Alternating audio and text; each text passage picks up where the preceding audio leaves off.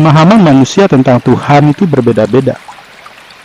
Secara garis besarnya, manusia meyakini Tuhan dalam dua keadaan. Keyakinan pertama, Tuhan dipahami dalam keadaan transendental. Manusia yang meyakini Tuhan dalam keadaan transendental menganggap kalau Tuhan berada di luar batas pikiran manusia. Tuhan tidak memiliki wujud. Oleh karena itu, Tuhan tidak boleh diwujudkan dalam bentuk apapun. Tuhan harus dipuja tanpa bentuk dan tanpa rupa apapun. Tuhan dalam pemahaman penganut transendental menempatkan Tuhan sebagai sosok yang berada di luar alam semesta. Namun, Ia adalah pengatur alam semesta ini. Tuhan akan dijumpai oleh manusia ketika Ia meninggal. Jadi, kematian adalah satu-satunya cara untuk bertemu dengan Tuhan. Keyakinan kedua, Tuhan dipahami dalam keadaan imani, yang artinya Tuhan memiliki bentuk dan rupa. Manusia dengan keyakinan imanen melihat Tuhan secara lebih realistis. Kalau Tuhan itu ada, tentunya pasti memiliki wujud dan bisa ditemui. Kalau Tuhan Maha Kuasa, maka Dia bisa mengambil wujud apapun yang bisa dilihat oleh manusia, bahkan semasih manusia itu hidup.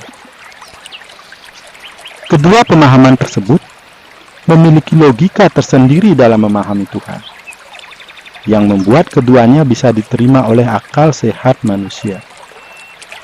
Namun keduanya bisa melahirkan penganut yang saling bertolak belakang. Para penganut Tuhan yang transendental sangat menolak perwujudan Tuhan. Namun, para penganut Tuhan yang imanen akan mewujudkan Tuhan sesuai dengan apa yang dipahaminya. Para penganut Tuhan yang imanen bahkan meyakini Tuhan bisa hadir di tengah-tengah manusia untuk menjawab doa-doa manusia. Bahkan, Tuhan bisa lahir sebagai manusia untuk menegakkan kebenaran di alam semesta ini, yang sering disebut dengan awatara.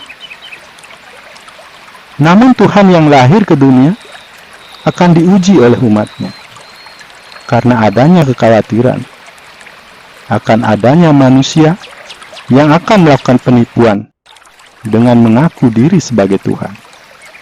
Perbedaan keyakinan dari kedua pemahaman tentang Tuhan tersebut terkadang menimbulkan perpecahan. Masing-masing mengklaim diri sebagai yang paling benar. Hal ini menjadi sumber konflik, bahkan berujung pada peperangan. Dalam sejarah Ramayana, Rahwana adalah pemuja Tuhan dalam wujud transendental. Rahwana menolak segala bentuk persembahan. Ia juga meyakini kalau Tuhan tidak bisa lahir sebagai manusia atau menjadi awatara. Rahwana dengan pemahamannya tentang Tuhan mendapatkan berbagai berkah dari Tuhan.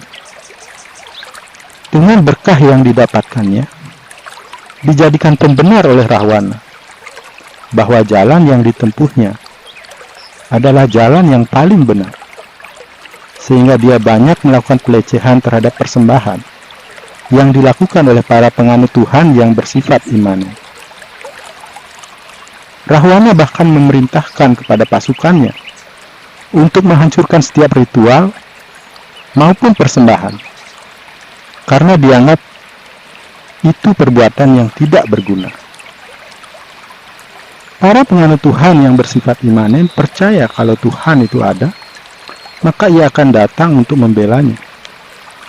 Hal inilah yang membuatnya semakin kuat dalam melakukan persembahan, walaupun ia berada dalam bayang-bayang teror dari Rahwana. Sampai suatu ketika, Tuhan menjawab doa-doa dari para penganut Tuhan yang bersifat imani. Tuhan yang Maha Kuasa akhirnya mewujudkan dirinya dalam wujud Rama. Tetapi Rama tidak serta-merta dipercaya sebagai Tuhan oleh para penganutnya.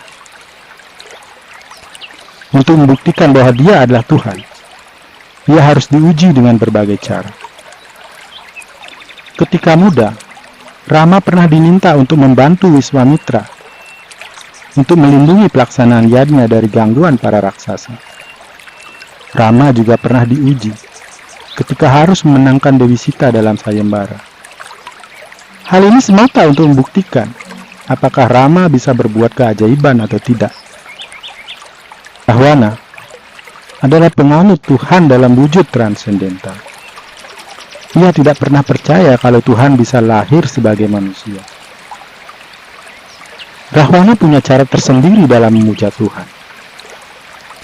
Dan dengan cara memujanya, dia mendapatkan berbagai berkah dari Tuhan yang membuatnya sangat kuat. Sampai suatu ketika, Rahwana harus berhadapan dengan Rama di medan perang. Rahwana tidak tahu bahwa yang dihadapinya adalah Tuhan yang memberinya berkah. Pada akhirnya, Rahwana pun kalah. Namun, sebelum meninggal dia sempat melihat bahwa Rama adalah Tuhan yang memberinya berkah.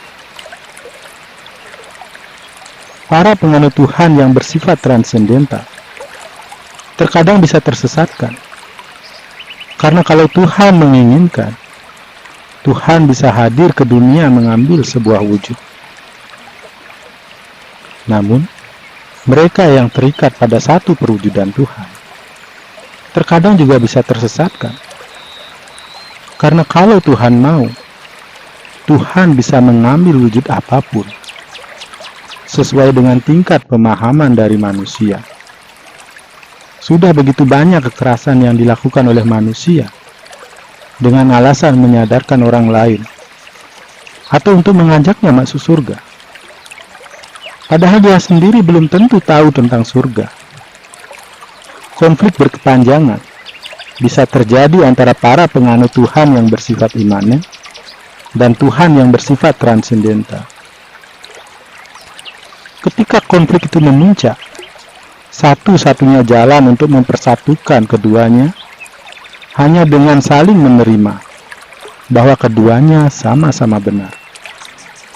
Bhinneka Tunggal Ika merupakan jalan tengah untuk dapat menyelesaikan konflik dari keduanya.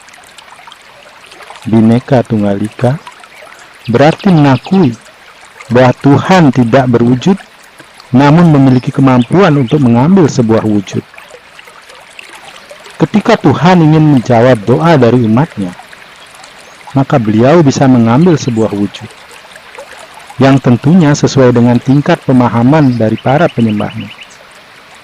Ketika Tuhan mengambil wujud dalam komunitas orang berkulit putih, maka Tuhan akan berwujud orang berkulit putih. Ketika Tuhan mengambil wujud dalam komunitas orang berkulit hitam, maka Tuhan pun akan mengambil wujud orang berkulit hitam. Tuhan akan mengambil wujud sesuai dengan tingkat pemahaman dari penganutnya. Dan Tuhan bisa mengambil wujud yang berbeda-beda sesuai dengan budaya dan tradisi yang berkembang dari penganutnya. Bhinneka Tunggal Ika berarti menerima semua konsep pemikiran tentang Tuhan. Tuhan dalam berbagai wujud dan pemahaman merujuk pada satu Tuhan. Tuhan yang bersifat imanen dan Tuhan yang bersifat transendental. Semuanya merujuk pada satu Tuhan. Dan Tuhan akan menerima setiap doa dari umatnya sesuai dengan tingkat pemahamannya. Baik ia yang percaya kalau Tuhan bersifat imanen, ataupun Tuhan yang bersifat transendental.